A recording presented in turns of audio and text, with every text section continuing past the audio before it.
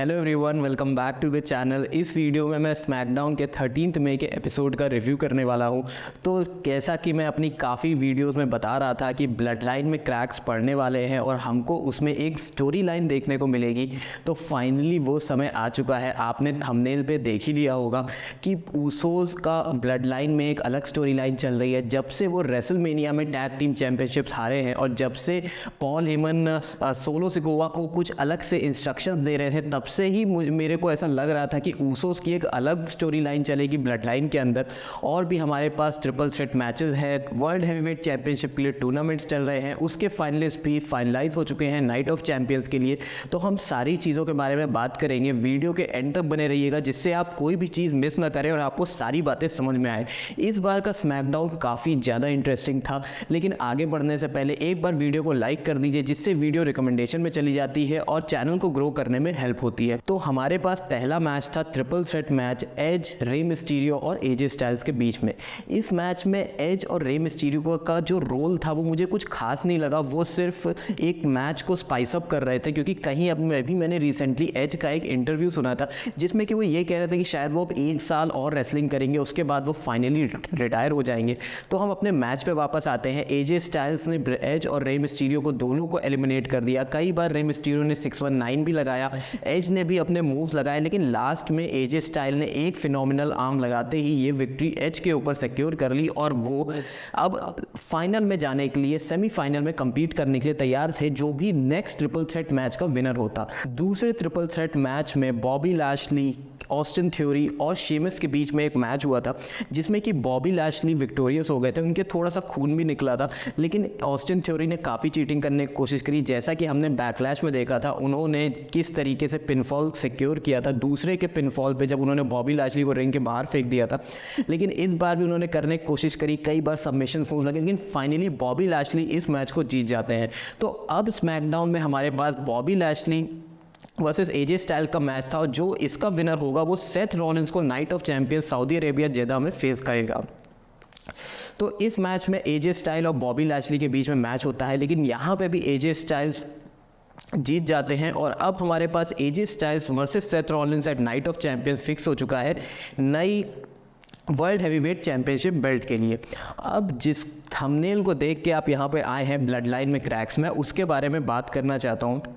काफ़ी टाइम से हमको रोमन रेंस दिखे भी नहीं थे और मैंने उस पर एक शॉर्ट भी बनाया था और मैंने और भी ऐसे रेसलर्स की बात करी थी जो कि रेसलमेनिया 39 के बाद हमको नहीं दिखे हैं। उसका लिंक आई बटन पे आ रहा होगा, आप जाके देख सकते हैं।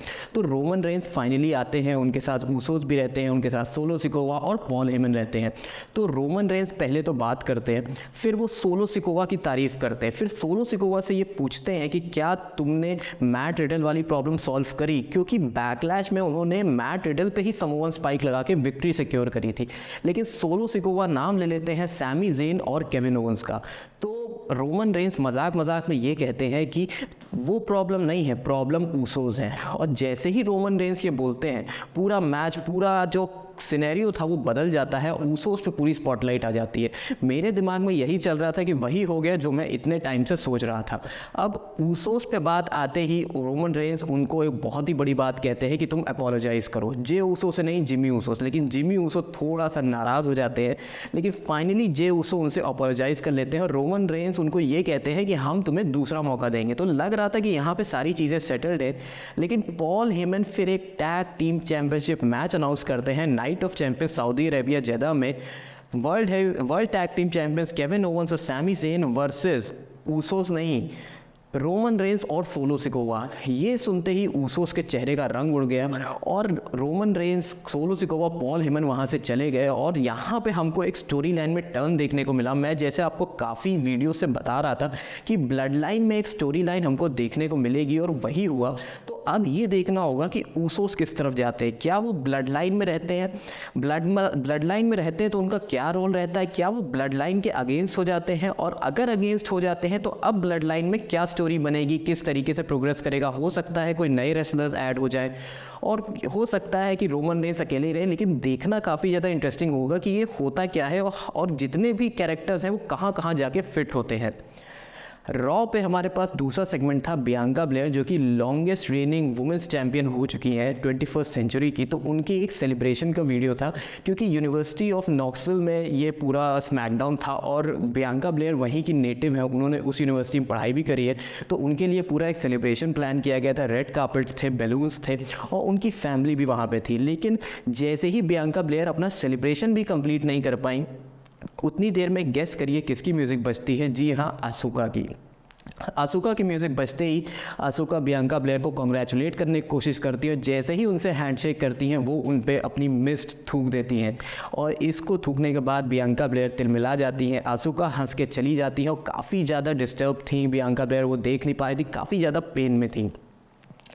वुमेन्स टैग टीम चैंपियनशिप की बात करें तो लिव मॉर्गन और रकेल रॉड्रिगस ने डैमेज कंट्रोल की ईओस डकोटा स्काई और बेली के खिलाफ ये चैंपियनशिप डिफेंड करी थी। अब इस मैच में फिर से हमको ईओ स्काई और डैमेज कंट्रोल में थोड़ी बहुत खिटपिट देखने को मिली, स्पेशली ईओ स्काई और बेली के बीच में। मैं कहूँगा कि जो स्टोरी लाइन ऊसोस के साथ ब्लड लाइन में चल रही है, वही स्टोरी लाइन ईओ स्काई की डैमेज कंट्रोल के साथ चल रही है, क्योंकि ईओ स्काई और बेली में कुछ बन नहीं रही है। तो मैच का एंड भी कुछ ऐसे ही हुआ कि बेली ईओ स्काई से बेल्ट मांग रही थी, लेकिन ईओ स्काई बेल्ट नहीं दे पाई और इतने में ही बेली पिन हो जाती हैं और हमारी लिव मॉर्गन और रकेल रॉड्रिगस ये मैच अपनी चैंपियनशिप रिटेन कर ले जाती हैं। इसके बाद ईओ स्काई के चेहरे पे बहुत ही कंफ्यूज स्टेट था, बेली के चेहरे पे काफ़ी एंगर था। तो यहाँ पे भी हमको डैमेज कंट्रोल के अंदर कुछ ना कुछ स्टोरी लाइन देखने को मिलेगी, स्पेशली ईओ स्काई को देखकर। तो देखना होगा ये कहाँ पे जाता है, जो कि काफ़ी इंटरेस्टिंग है। NXT से कुछ नए रेसलर्स आए हुए हैं, तो उनका भी हमको बैक स्टेज में प्रोमो देखने को मिला है, जहाँ पे वो शेमस और ब्रॉलिंग ब्रूट्स के साथ थोड़ा बहुत हंसी मजाक कर रहे थे। तो ये एक तरीका होता है नए रेसलर्स को सेट करने का, उनको फ्रेम में लाने का और धीमे धीमे उनका कैरेक्टर बिल्ड करने का, स्टोरी लाइन में फिट करने का। अब एक हमारे पास नए रेसलर हैं NXT के, उनका डेब्यू मैच था, उनका नाम स्क्रीन पे आप देख रहे होंगे। उनका मैच था बैरन कॉर्बिन के साथ। तो बैरन कॉर्बिन का एक मैच था, लेकिन वो बहुत ही जल्दी बैरन कॉर्बिन ये मैच हार जाते हैं और नए रेसलर जीत जाते हैं। तो ये भी एक तरीका है नए रेसलर को सेटल करने का।